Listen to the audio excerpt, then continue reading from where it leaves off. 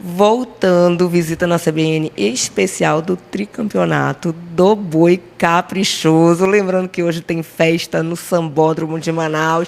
Gente, no dia que saiu o resultado já não tinha mais camarote, não tinha mais mesa para vender. Foi um sucesso total. Então, não tem mais mesa, não tem mais camarote, mas é de graça. Você pode ir lá comemorar com seu boi. E se você for do outro boi, vai comemorar também, porque é Festival Folclórico do Amazonas, né? De Parintins, mas representa a nossa cultura. Bom, estou aqui com o Eric Nakanomi, presidente do Conselho de Arte do Boi Caprichoso.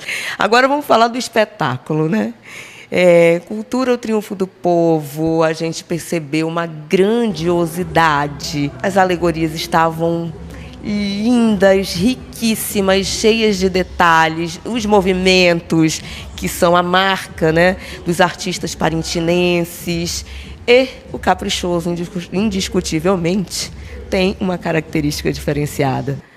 Muitas das alegorias vêm do céu. Explica pra gente como que elas vêm do céu e o que isso representa. Só esse diferencial tira o lado folclórico? O que você acha disso, Eric? A gente tem um cuidado muito grande com essa questão de tecnologia, inovação, né, e tradição. Mas para o Caprichoso a gente acredita que isso não fere em nenhuma questão as tradições do boi, porque nada ali estava gratuito, a gente tem muito cuidado com isso. Então todos os efeitos estavam ali para dar suporte, para apresentar e para representar algo que de fato precise, né?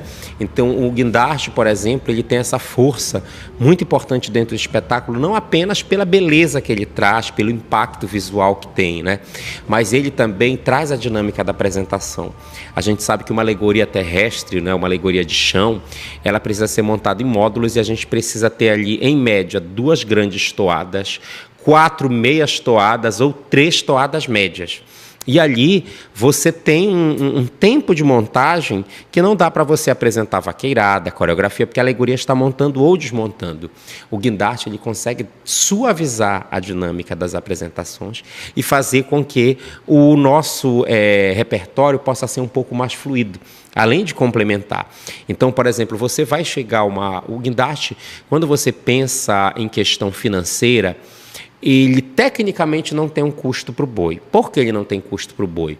Porque as alegorias não cabem mais nos galpões de ambos os bumbás. Então você obrigatoriamente vai trazer o guindaste para Parintins. Você usando ele na arena ou não, você precisa trazer o guindaste para que possa montar as peças, né, se são de 3 andares, ela vai colocar o segundo e o terceiro, são de quatro, assim consecutivamente. Ele é extremamente seguro, a gente tem um cuidado muito grande com isso. A gente acredita que estamos com a melhor empresa que trabalha com isso, né? Vem um grupo de engenheiros, vem um grupo de técnicos, tem a avaliação do bombeiro, e isso nos dá segurança em trazer esse toque característico do Caprichoso, que é a ousadia, né? Nós temos ali um grupo que não são brincantes do boi, eles são o grupo Índios.com da professora Yara, né, que tem um balé aéreo na Universidade do Estado do Amazonas, então eles já trabalham com isso, trabalham com dança, não no boi, né? Eles se adaptam ao espetáculo do boi, e ali também nós fomos colocando outros elementos que puderam nos ajudar nesse processo aéreo, né? Tanto o balé aéreo, quanto em seus figurinos, quanto na iluminação, quanto na pirotecnia. Esse ano trazendo também a questão dos efeitos com água, né? E com drone, né? Vocês também trouxeram drone, né? Sim, trouxemos drone, né? Não na quantidade que queríamos mais, mas assim, é uma experiência, né? A gente tem um cuidado, ali são vidas humanas, então é um espaço público, então a gente não pode colocar 50 drones assim, apenas pela vontade de colocar, né? É necessário ter um cuidado, um mapeamento de onde tem público, de onde não tem, onde aquilo pode bater ou não bater, né? Se houver uma queda, não tem ninguém embaixo, então todos esses cuidados a gente toma, né? Não apenas pela responsabilidade do boi, mas pela fiscalização e saber que ali é dinheiro público investido e que é um espetáculo popular. Nós não temos ensaios, então o efeito ele é experimentado na hora da apresentação, né? Vou até te interromper, não tem ensaio porque senão fere o ineditismo, seria isso, né? Sim, e além do ineditismo, né, que a gente não consegue guardar segredo, né? Chega a semana do festival, tem drones de um bumbá e o outro olhando a coreografia, tem algum vigia, um funcionário do bumbódromo que vai contar, e porque todo mundo é torcedor, né? Todo mundo é morador da cidade, mas tem uma paixão declarada para um lado da cidade. Mesmo que a gente quisesse fazer ensaio, não tem como. Por quê?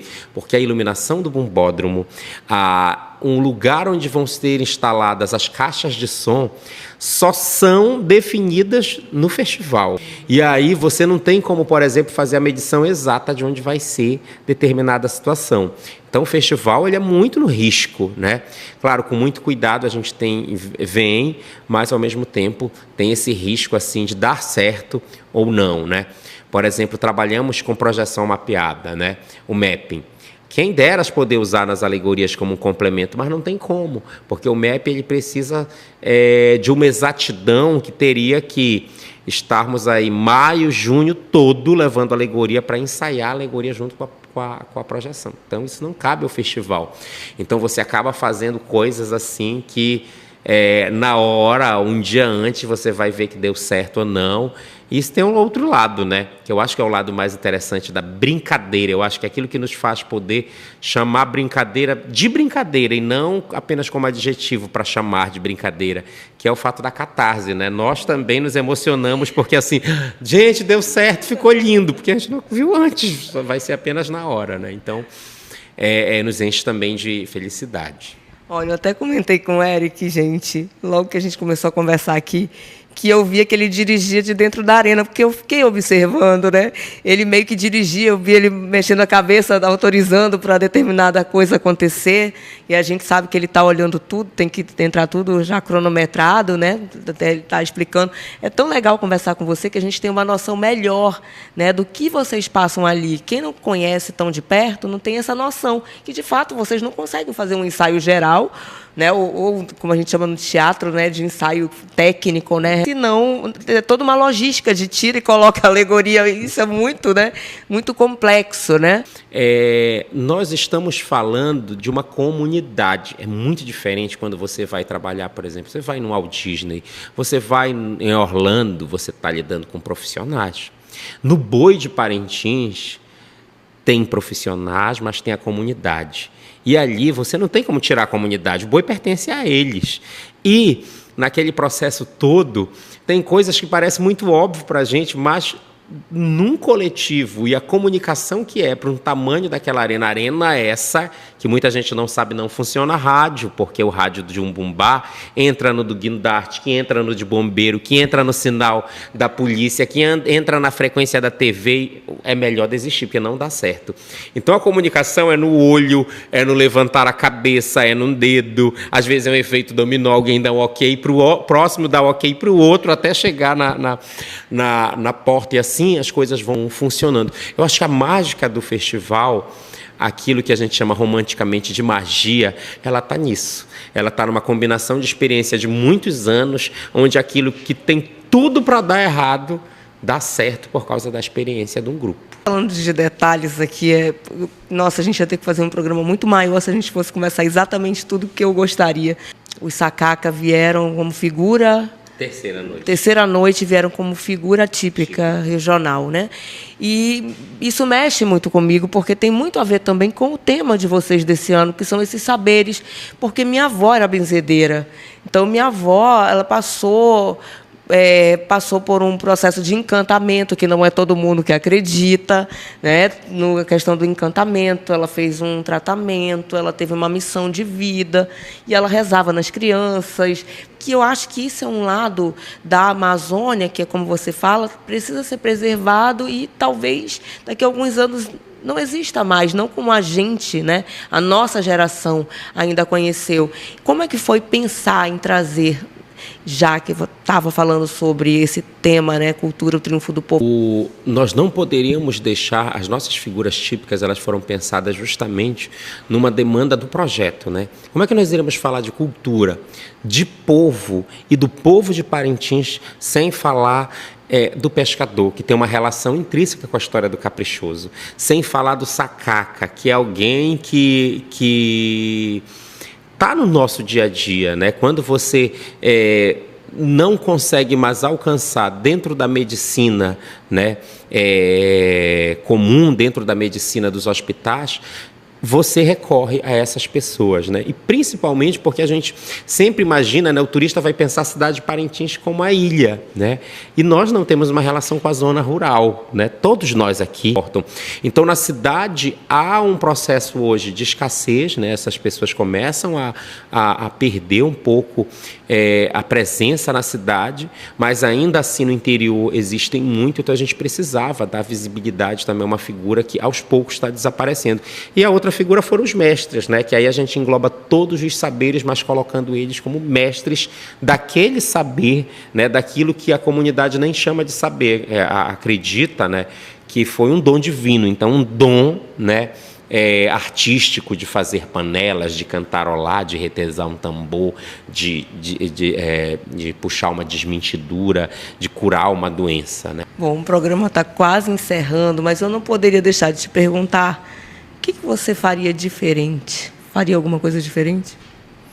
Olha, hoje eu faria o mesmo projeto com um pouco mais de tempo.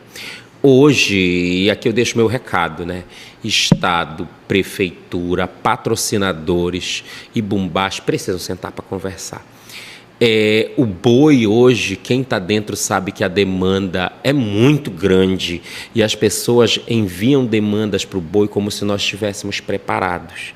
É muita coisa mudando, é muita demanda que começa a nos desafiar e nós não temos profissionais nem na cidade para entender, por exemplo, sobre questões que chegam na nossa mesa sobre leis, direito autoral, sobre questões de mídia, por exemplo, como é que fica uma toada antiga no Spotify? Aí você fica assim, nossa, isso é uma demanda jurídica que nós não estamos acostumados. Então, eu penso que eu queria, de alguma maneira, fazer um chamado para que esses poderes pudessem sentar, conversar e ver até que ponto isso pode se reorganizar, porque eu percebo que o efeito que Parintins tem deste ano vai ser notado ano que vem.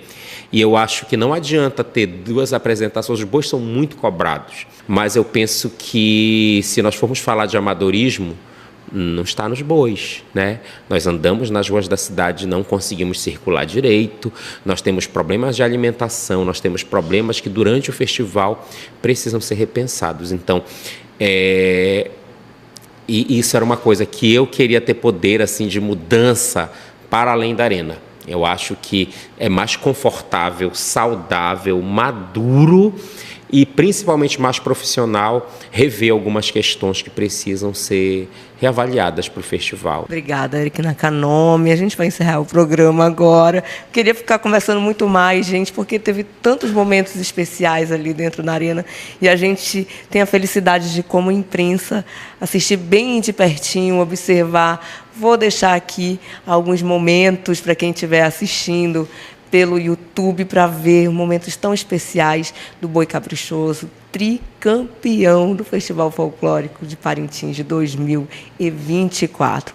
A gente encerra aqui de Parintins, tá bom? Porque ainda estamos na ilha. Encerra aqui de Parintins com a direção executiva de Daniele Pires, coordenação de jornalismo de Andresa Lifcite, direção geral de jornalismo de Paulo Fernandes. Eu, Edilene Mafra, te deixo com o hit do festival, é claro, tá bom? Até o próximo sábado, que a gente volta com outro especial de Parintins, porque tem muita coisa para mostrar para você. Beijo, tchau, tchau.